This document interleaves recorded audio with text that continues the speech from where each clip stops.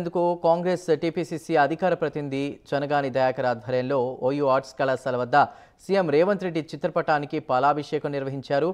గత 20 రోజులుగా వివిధ రూపాల్లో ప్రభుత్వానికి గ్రూప్ 2 అభ్యర్థులు విన్నవించుకోవడంతో డిసెంబర్ వరకు ప్రభుత్వం పొడిగించడం జరిగింది. త్వరలో జాబ్ క్యాలెండర్ను రిలీజ్ చేసేందుకు కూడా నిరుద్యోగులు లేని రాష్ట్రంగా తెలంగాణను తీర్చిదిద్దడమే కాంగ్రెస్ లక్ష్యం అంటూ కూడా చెప్పుకొస్తున్నారు. గత ప్రభుత్వం నిరుద్యోగులను ఉద్యోగాలు ఇవ్వకుండా కూడా మోసం చేసిందని ఆరోపించారు. సీఎం రేవంత్ రెడ్డి ఆధ్వర్యంలో 6 నెలల్లోనే ప్రభుత్వం 30,000 పోస్టులను భర్తీ చేస్తుందన్నారు.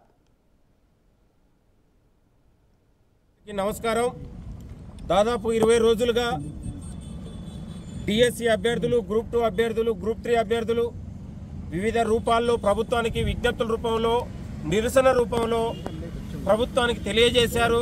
కాబట్టి వాళ్ళ డిఎస్సి, గ్రూప్ 2 2 రోజుల వ్యవధిలోనే పరీక్షలు జరుగుతున్నటువంటి పరిస్థితుల్లో మెజార్టీ విద్యార్థులు, నిరుద్యోగులు 5 లక్షల మంది నిరుద్యోగులు గ్రూప్ 2కు అప్లై చేసినటువంటి సందర్భంలో వాళ్లకు వెసులుబాటు కల్పించాలని రాష్ట్ర ప్రభుత్వానికి పదే విజ్ఞప్తి చేస్తున్నటువంటి పరిస్థితుల్లో రాష్ట్ర ప్రభుత్వం, ముఖ్యమంత్రి గారు రేవంత్ రెడ్డి గారు నిరుద్యోగుల పట్ల చిత్తశుద్ధితోని జాబ్ క్యాలెండర్ విడుదల కోసం, తెలంగాణలో నిరుద్యోగ నిర్మూలన కోసం ముఖ్యమంత్రి గారు ప్రయత్నం చేస్తున్నటువంటి సందర్భంలో గ్రూప్ 2 అభ్యర్థుల విజ్ఞప్తిని మన్నించి ఇవాళ డిసెంబర్ వరకు వాయిదా వేయడం జరిగింది. కాబట్టి ఈ ప్రభుత్వం కోతల ప్రభుత్వం కాదు, ఇది చేతల ప్రభుత్వం.